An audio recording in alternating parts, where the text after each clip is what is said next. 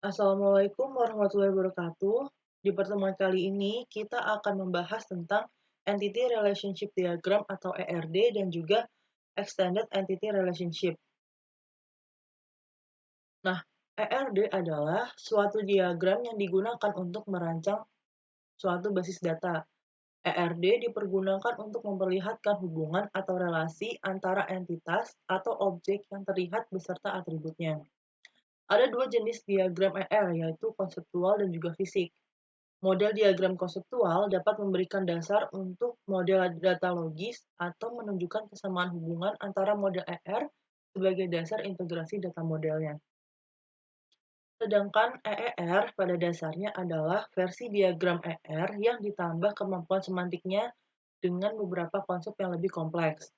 Nah, EER adalah model konseptual atau semantik dari model data.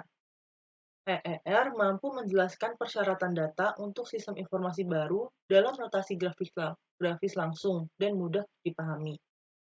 Model EER adalah alat yang berguna untuk mendesain database dengan model tingkat tinggi. Skema EER dapat dibandingkan dengan diagram-diagram UML. Nah, selanjutnya kita akan membahas tentang rangkaian simbol diagram ERD. Yang pertama, di sini ada atribut yang berbentuk oval, di mana atribut adalah karakteristik dari suatu entitas. Sedangkan entity atau simbol yang berbentuk kotak ini adalah objek atau konsep yang mewakili data penting, juga dikenal sebagai entitas kuat atau entitas induk. Entitas ini seringkali memiliki entitas lemah yang bergantung padanya. Lalu di sini ada relationship, di mana relationship adalah asosiasi antar entitas. Lalu ada multi-valued attribute, di mana multi-valued attribute adalah atribut yang dapat memiliki lebih dari satu nilai. Lalu ada weak entity, di mana weak entity adalah entitas yang bergantung pada entitas lain. Lalu ada weak relationship, di mana weak relationship adalah koneksi antara entitas yang lemah dan induknya. Nah, entitas dapat juga merupakan sebuah elemen lingkungan dari perusahaan seperti customer maupun supplier. Lalu bisa juga entitas itu merupakan sebuah sumber daya seperti piutang dagang, produk maupun penjualan. Atau juga bisa berupa arus informasi seperti penjualan, pemesanan maupun faktur. Nah, di dalam sebuah entitas terdapat beberapa atribut. Atribut itu merupakan gambaran karakteristik dari sebuah entitas ataupun himpunan entitas.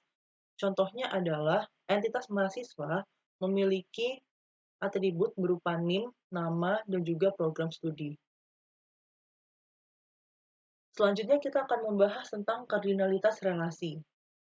Dalam ERD, hubungan atau relasi dapat terdiri dari sejumlah entitas yang disebut dengan derajat relasi.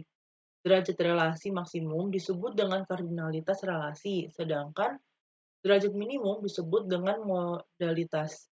Jadi, kardinalitas relasi menunjukkan jumlah maksimum entitas yang dapat berelasi dengan entitas pada himpunan entitas lainnya. Nah, di sini ada kardinalitas satu ke satu atau one to one, di mana setiap entitas pada himpunan entitas A dapat berelasi dengan paling banyak satu entitas pada himpunan B. Demikian juga sebaliknya. Nah, di sini ada contoh di mana entitas pegawai memiliki satu kendaraan. Jadi setiap satu orang pegawai itu memiliki satu buah kendaraan.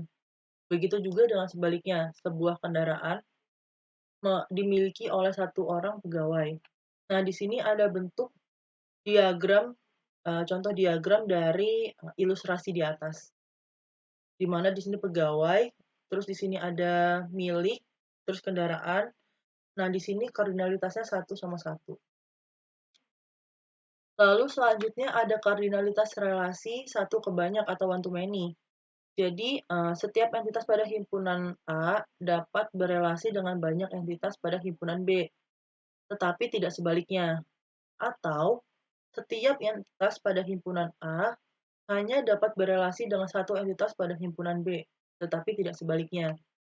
Nah, misalkan di sini untuk contoh yang atas, seorang pegawai itu bisa memiliki banyak proyek. Kalau untuk contoh yang atau setiap entitas pada himpunan A hanya dapat berelasi satu, ini banyak pegawai, dia bekerja pada satu departemen.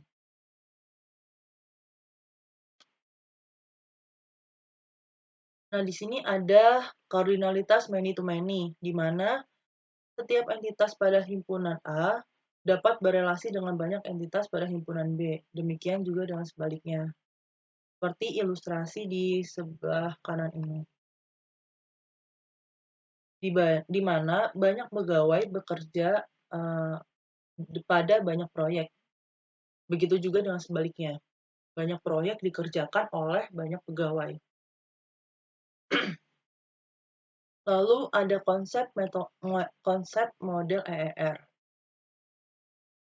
Secara keseluruhan, diagram EER dibangun dari diagram ER dengan memasukkan elemen yang memungkinkan agregasi, generalisasi, dan juga spesialisasi. Generalisasi dan spesialisasi bertindak sebagai kebalikan satu sama lain, di mana generalisasi menggabungkan entitas tingkat rendah menjadi salah satu tingkat yang lebih tinggi, sedangkan spesialisasi membagi entitas tingkat tinggi menjadi tingkat yang lebih rendah. Dengan agregasi, dua entitas diperlakukan sebagai satu kesatuan. Oke, sebelum kita masuk ke generalisasi dan spesialisasi, kita masuk dulu ke subclass dan juga superclass. Sebuah tipe entitas memiliki banyak subgrup atau subtipe dari entitasnya yang bermakna dan juga perlu direpresentasikan secara eksplisit karena signifikansinya terhadap aplikasi basis data. Contohnya, entitas yang tergabung dalam tipe entitas employee dapat dibedakan menjadi sekretari, engineer, manager, technician, salaried employee, hourly employee, dan juga seterusnya. Nah, di sini employee ini bergerak sebagai superclass, sedangkan sekretari, engineer, dan lain-lain ini merupakan subclass dari employee. Nah, himpunan entitas pada masing-masing pengelompokan terakhir merupakan subhimpunan dari entitas yang termasuk dalam himpunan entitas employee, yang artinya setiap entitas yang menjadi anggota salah satu sub kelompok ini juga merupakan karyawan. Nah, misalkan nih di technician ini ada teknisi mesin dan juga teknisi bagian perlistrikan. Nah, kedua teknisi ini juga termasuk ke dalam himpunan entitas employee, walaupun dia merupakan sub dari technician.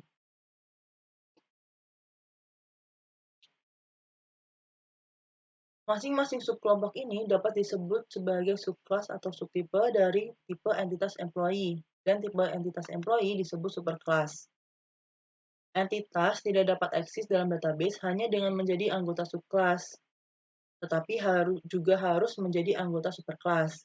Entitas tersebut dapat dimasukkan secara opsional sebagai anggota dari sejumlah subclass. Misalnya, seorang pegawai tetap itu, dia juga merupakan seorang insinyur, termasuk ke dalam dua subclass, yaitu engineer, seorang insinyur, dan juga salaried employee, pegawai tetap, dari tipe entitas employee. Namun, tidak perlu bahwa setiap entitas dalam superclass adalah anggota dari beberapa subclass. Nah, di sini ada contoh dari EER diagram, di mana di sini employee merupakan superclass, lalu di sini ada sekretari, technician, engineer, dan manager, lalu ada salaried employee dan juga hourly employee yang merupakan subclass dari employee. Oke, lalu ada inheritance, di mana karena entitas dalam subclass memiliki entitas dunia nyata yang sama dari superclass, entitas tersebut harus memiliki nilai untuk atribut spesifiknya, serta nilai atributnya sebagai anggota superclass. Sehingga dikatakan bahwa entitas yang merupakan anggota dari subclass mewarisi semua atribut entitas sebagai anggota superclass. Entitas juga mewarisi semua relasi di mana superclass berpartisipasi. Perhatikan bahwa subclass dengan atribut dan relasi spesifik atau lokal miliknya sendiri bersama dengan semua atribut dan relasi yang diwarisi oleh superclass dapat dianggap sebagai tipe entitas dengan sendirinya. Ada spesialisasi. Nah, spesialisasi adalah proses mendefinisikan satu set subclass dari tipe entitas. Tipe entitas ini disebut superclass dari spesialisasi. Himpunan subclass yang membentuk spesialisasi didefinisikan berdasarkan beberapa karakteristik pembeda dari entitas superclassnya.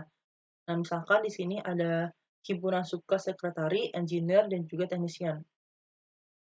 Kita langsung ke sini dulu. Nah, di sini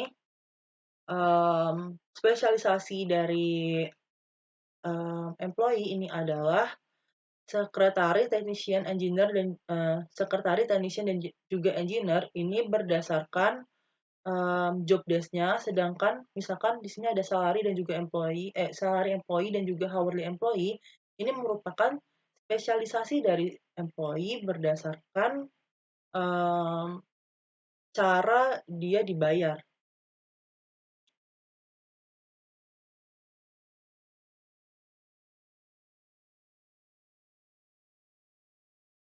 Lalu subclass yang menentukan spesialisasi dilampirkan dengan garis kelingkaran yang mewakili spesialisasi, yang pada gilirannya terhubung ke superclass. Simbol subset pada setiap garis yang menghubungkan subclass dengan lingkaran yang menunjukkan arah hubungan superclass atau subclass. Atribut yang hanya berlaku untuk entitas dari subclass tertentu, seperti typing speed of secretary, dilampirkan ke persegi panjang yang mewakili subclass tersebut. Nah, ini disebut sebagai atribut khusus atau lokal dari subclass. Demikian pula, subclass yang dapat berpartisipasi tipe hubungan tertentu, seperti hourly employee yang berpartisipasi dalam relasi belongs to. Nah, kalau kita lihat di gambarnya tuh kayak gini. Secretary itu dia punya atribut lokal yaitu typing speed. Technician punya atribut lokal T-grade dan juga sebagainya. Nah, di sini ada bentuk dari skema spesialisasi di mana employee ini dibagi menjadi 3 job desk, yaitu sekretari, engineer, dan juga technician. Proses spesialisasi memungkinkan dilakukannya hal berikut. Yang pertama adalah menentukan satu set subclass dari tipe entitas, menetapkan atribut khusus tambahan dengan setiap subclass, dan menetapkan tipe hubungan spesifik tambahan antara setiap subclass dan tipe entitas lain atau subclass lainnya. Selanjutnya ada generalisasi. Istilah generalisasi digunakan untuk merujuk pada proses pendefinisian tipe entitas umum dan tipe entitas yang diberikan. Nah, contohnya, kita bisa ke gambar, di mana di sini ada entitas car dan juga truck yang berdiri sendiri. Lalu di sini ada gambar B di mana vehicle merupakan generalisasi dari entitas car dan juga entitas truck.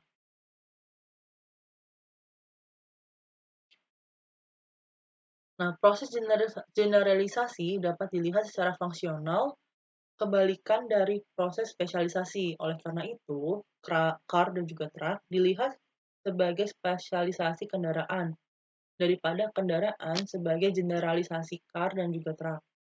Demikian pula juga pada gambar slide di subclass dan juga superclass yang karyawan dapat dilihat bahwa karyawan sebagai generalisasi dari atribut dari entitas sekretaris dan juga teknisi dan engineer.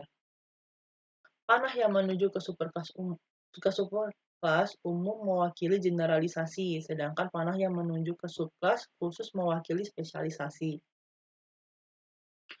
Secara umum, sebuah superclass atau subclass mewakili kumpulan entitas dari tipe yang sama dan karenanya juga menggambarkan tipe entitas. Itulah mengapa superclass dan juga subclass ditampilkan dalam bentuk persegi panjang.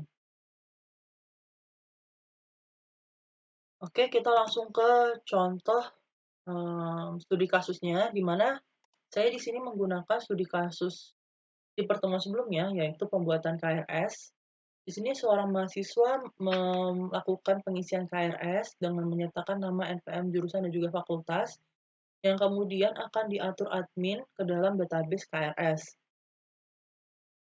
Nah, yang pertama kita lakukan adalah kita harus menentukan dulu atribut yang akan kita pakai itu apa aja. Yang pertama, di sini saya memakai atribut mahasiswa, mata kuliah, dan juga admin. Nah, di sini kita juga harus menentukan kardinalitas relasinya. Nah, yang pertama, di sini banyak mahasiswa itu membuat satu KRS. Sedangkan satu KRS itu pasti memiliki banyak sekali list mata kuliah. Lalu di sini ada admin, banyak admin itu mengelola banyak KRS, sedangkan satu KRS itu berisikan banyak mata kuliah. Lalu banyak admin itu mengelola banyak KRS dan satu KRS itu dimiliki oleh banyak mahasiswa. Jadi banyak mahasiswa yang memiliki KRS. Nah, lalu kita membuat entity relationship diagramnya atau ERD-nya. Yang pertama di sini kita definisikan dulu entitasnya mahasiswa, admin, dan juga mata kuliah dengan atribut masing-masing, yaitu mahasiswa memiliki atribut fakultas, jurusan, nama, dan juga NPM. Admin punya atribut user ID dan juga password. Mata kuliah jenis MK, jumlah SKS, nama MK, dan juga kode MK. Lalu KRS memiliki atribut NPM, kelas, tahun ajaran, jumlah semester, dan juga kode MK. Nah, di sini mahasiswa banyak mahasiswa di sini kardinalitasnya memiliki satu KRS. Nah, lalu di sini ada banyak admin itu mengelola banyak KRS, dan juga di sini ada satu KRS itu terdiri dari banyak mata kuliah, banyak list mata kuliah.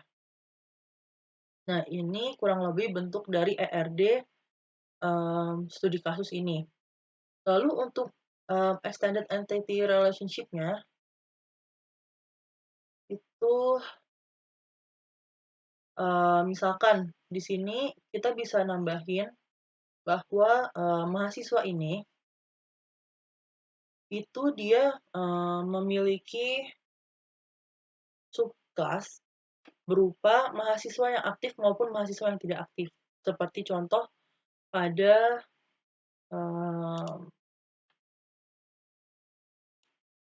gambar ini. Di mana misalkan di sini mahasiswa, terus di sini ada mahasiswa yang aktif dan juga mahasiswa yang tidak aktif. Nah, itu tambahan untuk yang di bagian EER-nya. Jadi perbedaannya hanya di situ saja. Oke, terima kasih atas waktunya. Kurang lebihnya mohon maaf. Wassalamualaikum warahmatullahi wabarakatuh.